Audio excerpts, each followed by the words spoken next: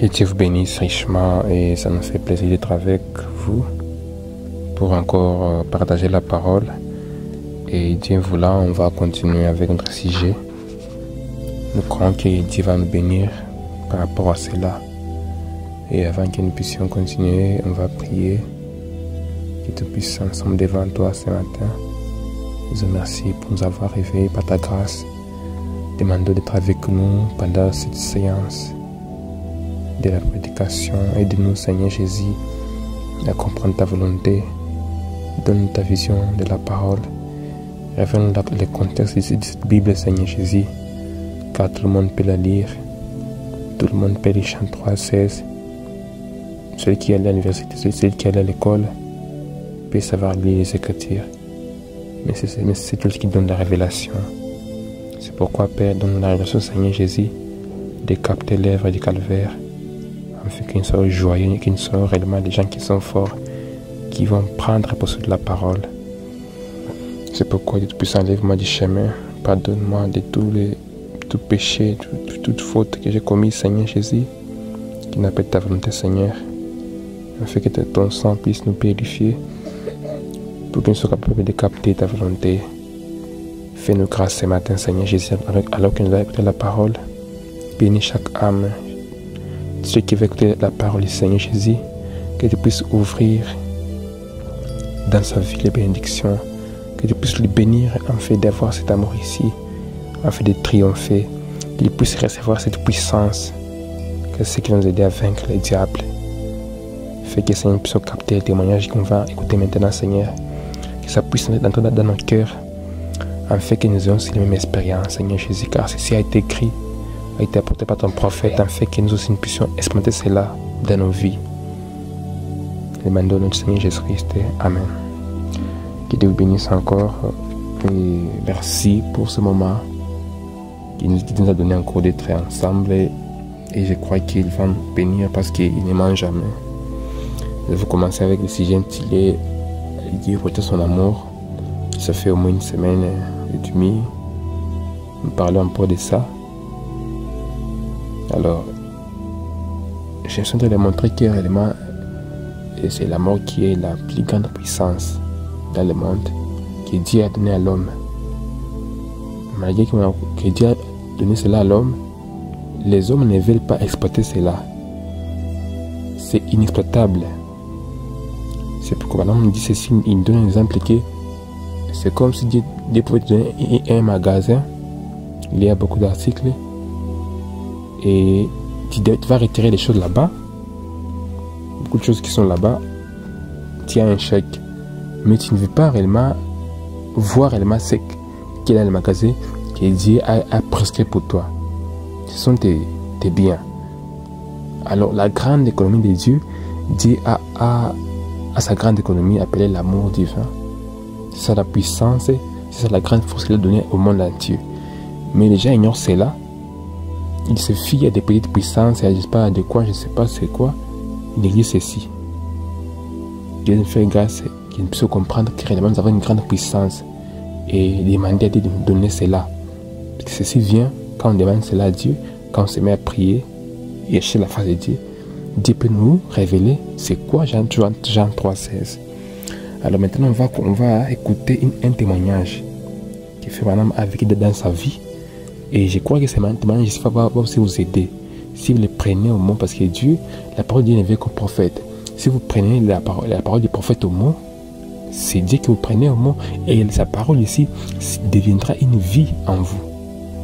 Vous allez aussi expérimenter cela parce que ça doit être une expérience personnelle avec Dieu. Pas seulement une idéologie ou bien un slogan ou non, et l'amour, non, ce n'est pas ça. Il faut que ce soit une vie en vous. Ok, on va lire ici la même brochure intitulée L'amour divin.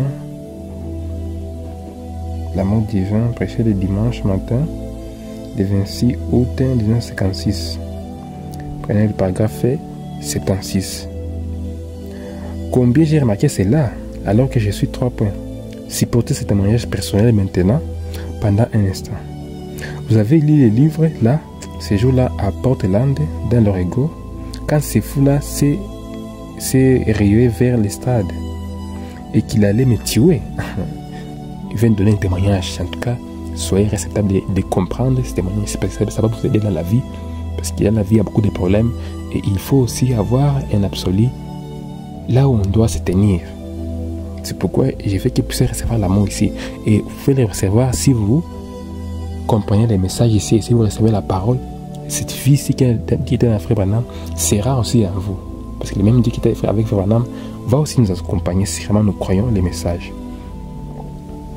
Qu'il a fallu me tuer.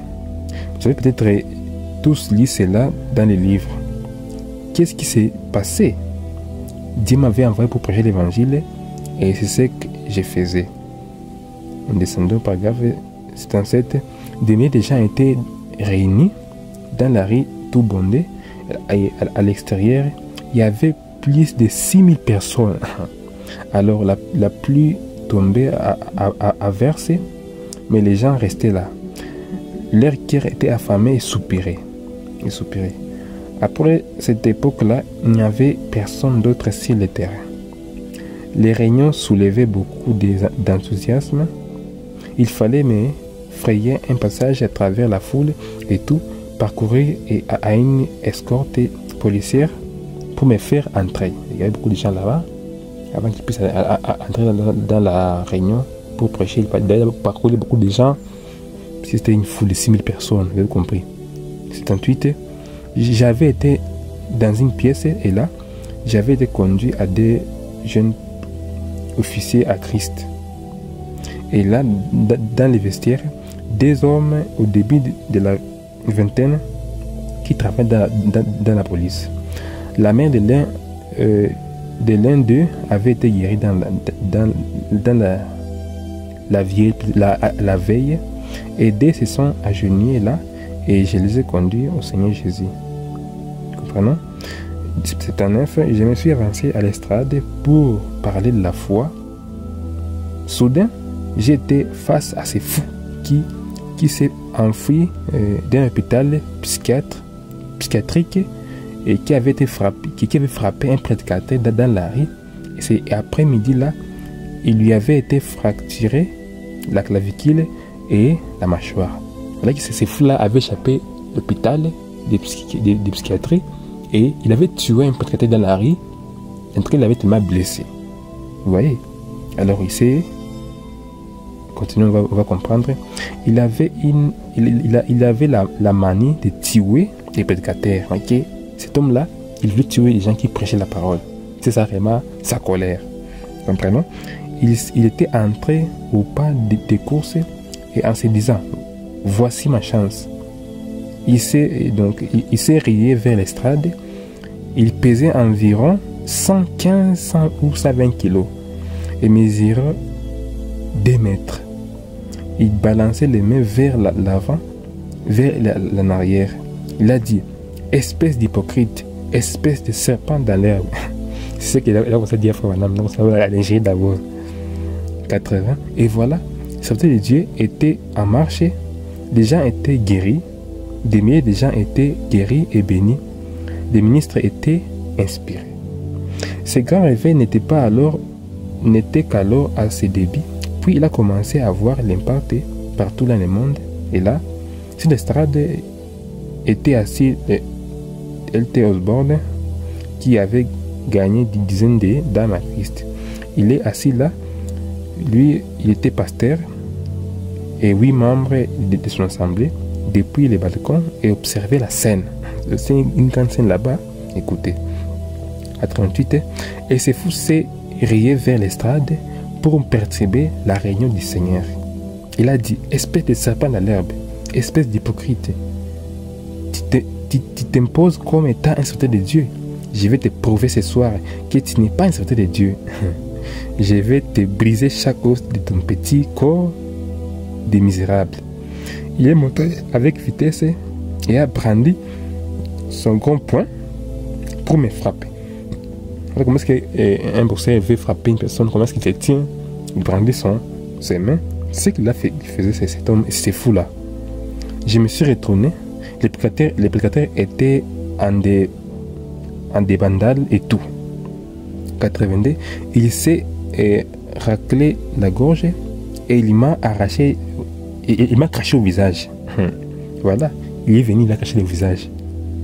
Il a dit, espèce de serpent dans l'herbe, je vais te prouver combien tu es serviteur de Dieu, espèce d'imposteur. 83. Je n'ai rien dit. J'ai simplement regardé tout simplement. Et tout à coup, le Saint-Esprit, quelque chose, 3 points. 34. Qu'avez-vous pensé si quelqu'un vous avait craché au visage? C'est ce que parfois nous demande. Eh bien, s'il y avait le moindre tempérament colérique en vous, vous sortirez de vos gonds. Ah, c'est ça, et c'est certain. Donc, si réellement toi aussi quelqu'un vient te cacher au visage et qu'il t'injure comme ça, si en toi il y a un tempérament colérique, ça va se manifester. C'est pourquoi le christianisme vient de l'intérieur vers l'extérieur. On ne peut pas faire semblant avec l'amour. Ça va être réellement en toi.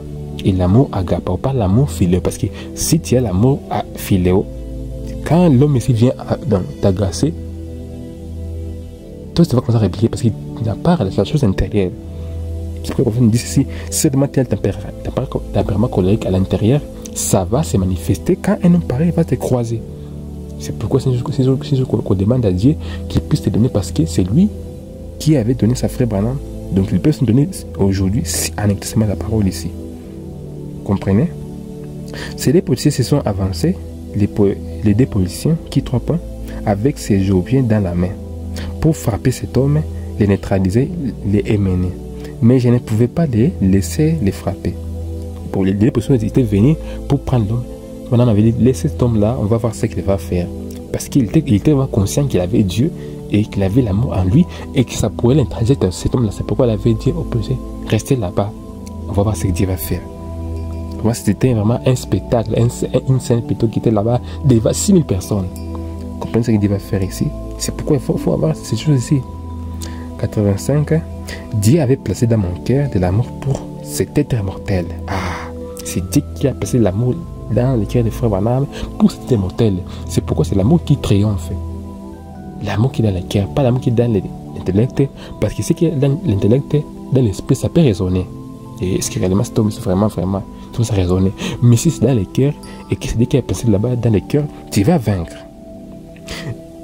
J'ai pensé, ce n'est pas cet homme, c'est un démon qui l'a mis dans cet état-là. Voilà que j'avais dit que les pensées créent une atmosphère. Dans sa pensée, réellement, ce n'est pas cet homme, c'est un démon qui est dans lui, qui le fait agir comme cela. C'est pourquoi, quand les gens t'ingèrent aussi, ou bien veulent t'agacer plutôt, est-ce que tu ne vois pas que c'est un démon qui est dans la personne? Tu ne penses pas cela. C'est pourquoi, au lieu de penser cela, au lieu de commencer à prier dans ton cœur pour l'homme là qui peut t'agacer, tu commences aussi à l'ingérer, tu commences à montrer ta face. Ce n'est pas ça. Comprenons comment est-ce qu'il faut maintenant se comporter à ces cas ici. Ok. J'ai commencé à penser, ce n'est pas cet homme. C'est un démon qui l'a mis dans cet état. Cet homme, s'il avait l'état normal, son désir serait d'aimer et de vivre comme tous les hommes, comme tous les autres hommes. Mais le diable l'a mis dans cet état. L'amour a commencé à couler pour cet homme. Ah, voilà, ça a commencé à couler pour cet homme. Sans tarder, cet homme est tombé et s'est jeté là, à mes pieds. Voilà que les pensées, les bonnes pensées créent une atmosphère. Il a commencé à penser à ce moment. Est-ce que vraiment cet homme ici devait être un bon papa de la maison, devait être un homme bien, qui pouvait avoir une famille, mais le diable le met dans un état pareil. Il a commencé à penser ces choses-là. Et ensuite, quand Dieu a pris l'amour dans lequel les frères Branham, l'amour là a été projeté vers la personne là et il est tombé à ses pieds. L'homme qui voulait le tuer, il était prêt à l'instant de le tuer, mais l'amour était dans son cœur. Ça changeait l'homme. C'est ça la puissance que je vous disais que Dieu a mis sur la terre. Il a mis sur l'exploit de l'homme, mais l'homme ne veut pas l'exploiter. Comprenons ici. C'est vraiment, ce n'est pas de la blague ici. Donc c'est une vie de Dieu qui doit être en vous. Comprenons ici. L'amour a commencé à couler pour cet homme. Sans tarder, cet homme là est tombé et s'est jeté là à mes pieds. Après que l'amour divin a été projeté, la grâce souveraine est entrée en scène et a pris la relève. Et le fera chaque fois. Vous voyez, l'amour a été projeté. Donc, il a senti réellement qu'il aime cet homme. L'homme qui était prêt de le tuer. Est-ce que réellement, toi, si tu connais l'homme qui est prêt de le tuer, de le faire du mal, est-ce que tu peux projeter l'amour vers cet homme-là? C'est une question que tu dois aussi commencer à penser. Parce qu'il faut vraiment aussi à expérimenter cela. Il a vu l'homme qui a voulu le tuer vraiment. Il avait l'aimé qui voulait le tuer. Mais il a commencé à aimer. Donc, c'est avoir des bonnes pensées. Et ça crée autour de lui une atmosphère de guérison, de salut. Jusqu'à ce que l'homme est tombé à ses pieds. Il a commencé à pleurer. Donc, à ce moment-là, il a été sauvé parce que Frère Branham a projeté l'amour envers lui. C'est ce qu'il nous faut. Ce n'est pas les gens qui peuvent se venger en tuant les autres aimés. C'est l'amour qui a été la grande économie de Dieu, que Dieu a mis sous nos mains. Malheureusement, les gens n'exploitent pas cela. Que Dieu nous fait grâce de comprendre que réellement c'est ça que Dieu veut que nous ayons. Que le Seigneur Jésus vous bénisse richement.